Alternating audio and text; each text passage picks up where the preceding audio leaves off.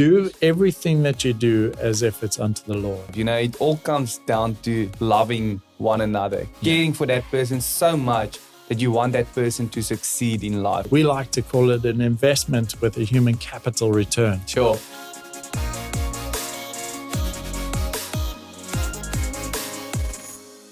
Hey guys, welcome back to another episode of the Bizzin podcast. David, thank you so much for being here. And so I wanted to touch on the first one. There was, you said it's truly understanding who you are as a person. So I want to go into this podcast just like, how did Empower form by David May, truly understanding who you are as a person? Sure. Dive straight in there. I like it. Great question. I think, we're all on this journey of life and understanding ourselves within Christ as well. And I think that's a first step, if I can say that. How do we view Jesus or God, Holy Spirit? Sure. How do we view their role? And then how do we play in part of that role? Because then that shapes who we are. Yes. And I think, like I mentioned in the first podcast, the journey that we go on, that we're shaped by our parents, our family, our society, the school we go to, shapes our thinking, it shapes how we do things. Exactly.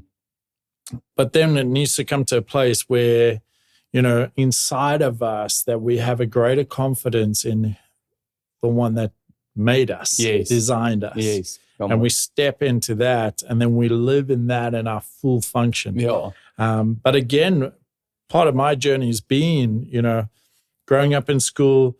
My dad is an accountant, worked on the mines, but then left accounting to go full-time within ministry. Sure. So began to see both sides. Yeah. And throughout high school, I didn't want anything to do with ministry. Yeah.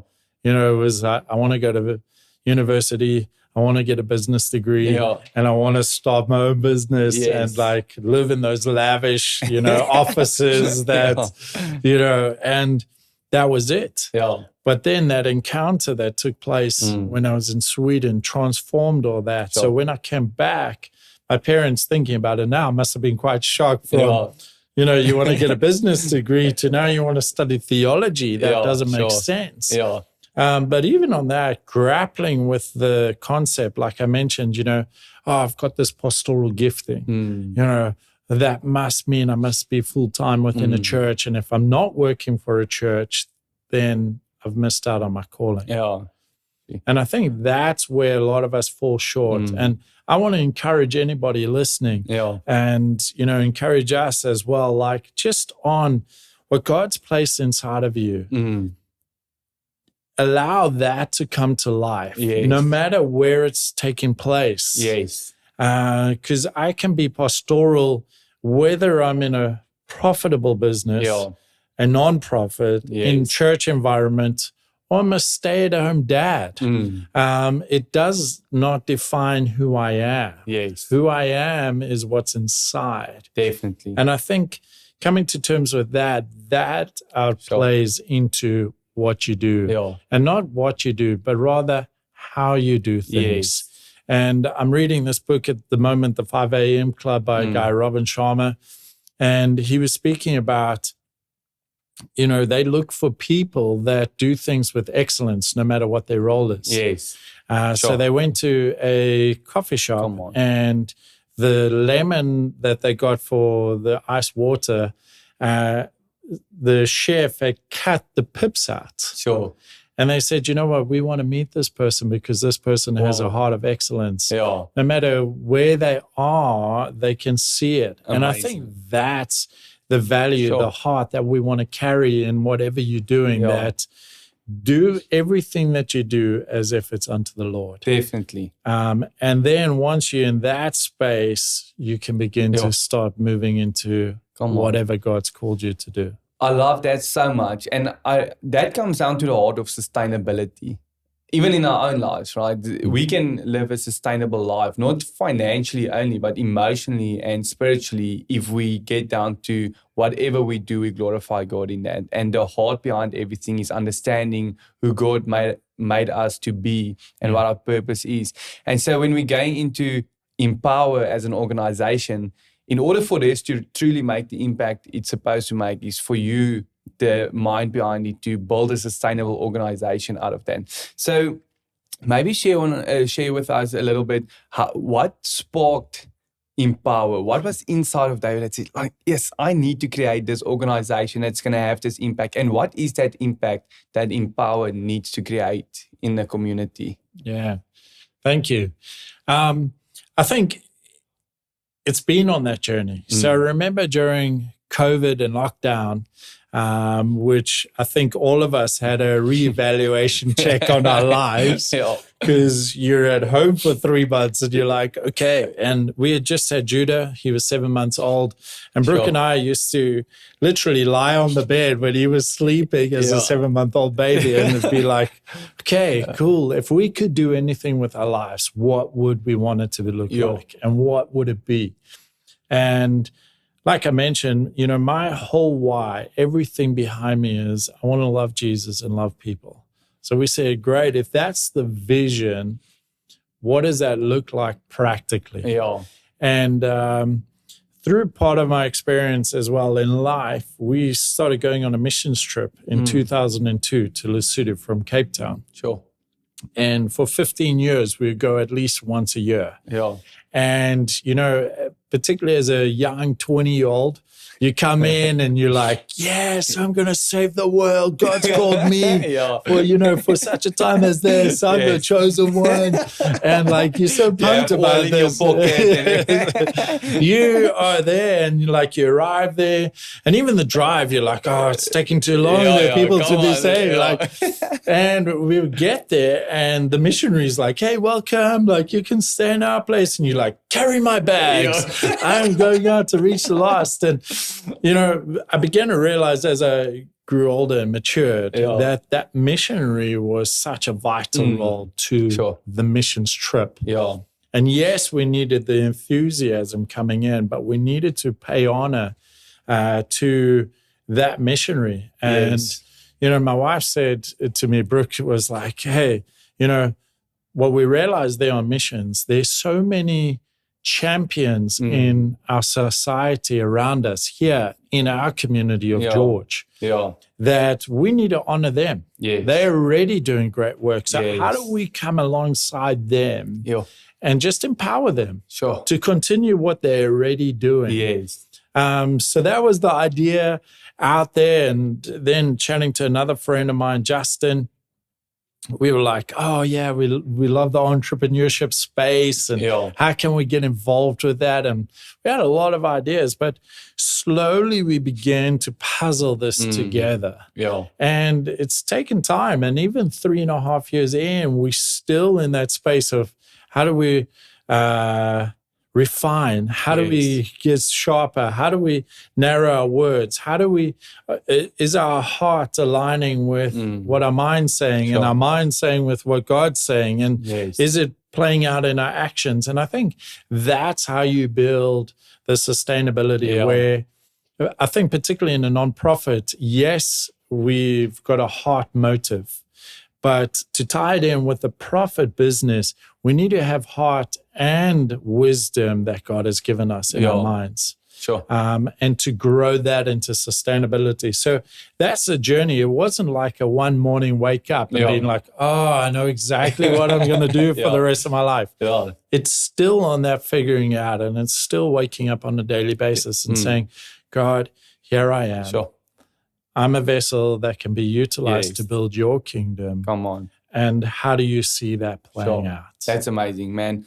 I love the energy that you have regarding that and the passion that you have behind that. So, I mean, now you're going into this organization called Empower and you see the gap.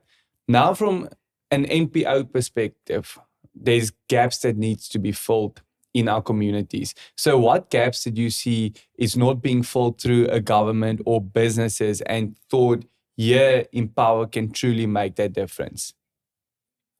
So I think for us, our heart is, I love the phrase flip the script. Sure. And we want to flip the script on how things are done. Yes. Because a nonprofit, traditionally, I strongly dislike the word charity. Yeah. We come in, we need a handout, and for certain cases, yes, that has worked and it is needed because there is a great need.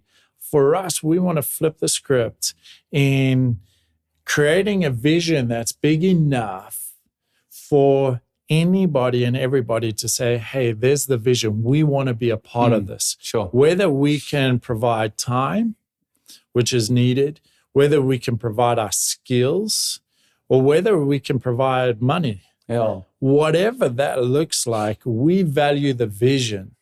So we want to come along and align with people that's saying, hey, we like your vision, and we want to align with that. And we've created a vision. I mean, our vision is fairly straightforward and probably large, and just we want to create spaces like this, but on a multitude of levels. So creating spaces for community connection to unlock human potential. Sure. Wow. That's amazing. So how do we create spaces? Whether it's over a podcast, whether it's over a cup of coffee, whether it's in a worship service, whether it's doing your accounting in your business, how do we create the spaces for those community connections to take place? Sure. And then how do we unlock the potential that's already inside of people? Yeah, exactly. And allow them to live that out. So another one-liner that we use is, how do we turn people's passion into action? Yeah, exactly. You can chat to anybody. Everybody has a passion somewhere. Yes, 100%. How do we unlock that and create a space where you can play that out? Sure. That's amazing. I love that. And it's once again focused on the person. And it's love. It all comes down to loving one another, caring for that person so much that you want that person to succeed in life. And I love that. And what I get a lot about what you're saying is vision.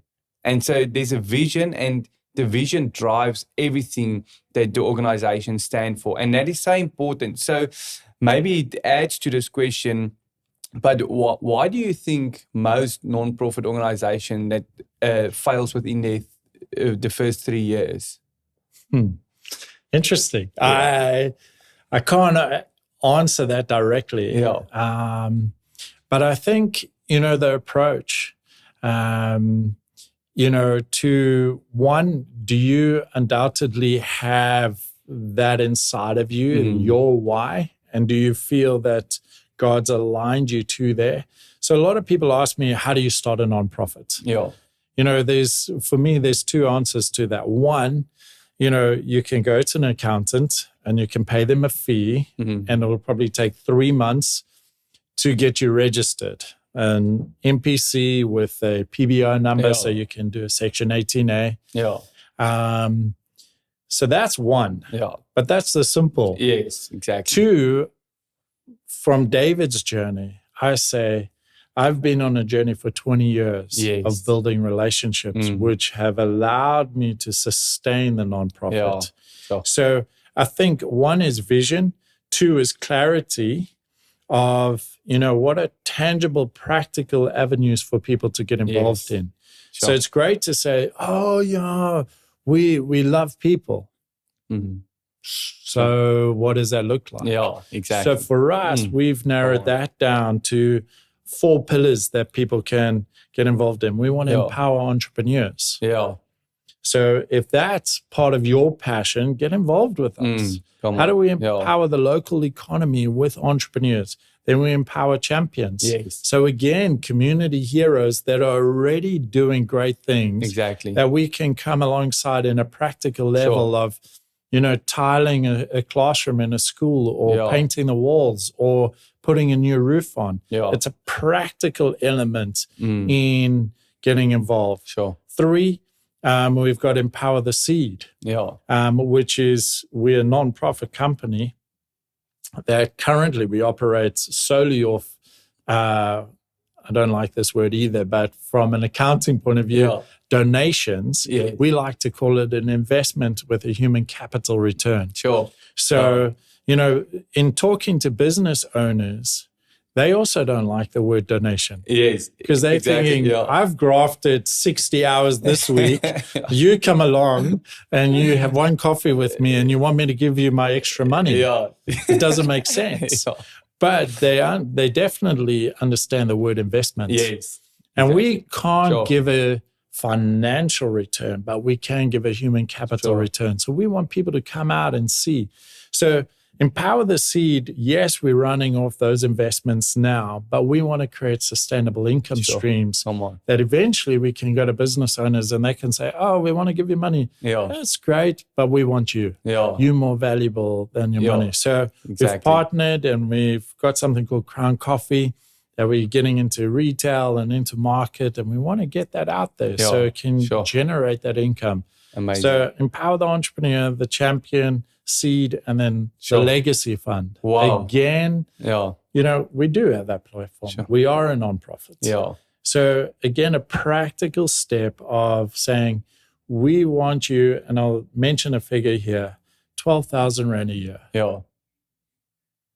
So now a business person can make a calculation in their minds. Oh, you're not asking a once-off. No, we don't want to. We don't mind a once-off. But it's not our intention. We want to build relationship with you. We want you to come on the journey with us. If you commit financially, do it year on year. Come out, see the projects. And that's why we made it a tangible, practical number, a realistic number. So whether you do it in a private capacity, 1,000 Rand a month or 12,000 Rand once off in a year, we won't approach you again until next year for funding, but we will continually invite you to get involved with what we're doing. So I think that, in short, how do we make it practical for people to get involved? Come on. In the vision. Amazing. That is so amazing. David, thank you so much for being here. And I think this is so valuable for every nonprofit organization that's out there, and actually so much value to business owners, even profitable business owners that you mentioned now. And I think I love the way that your perspective is just different, right? It's not a donation, it's an investment. And simply by changing the perspective behind that is one of the key elements that I would say is building a sustainable organization like Empower. David, thank you so much for being here. I look forward to our next one. Thank you guys for joining another podcast of the Bizzin podcast app, and looking forward to our next one.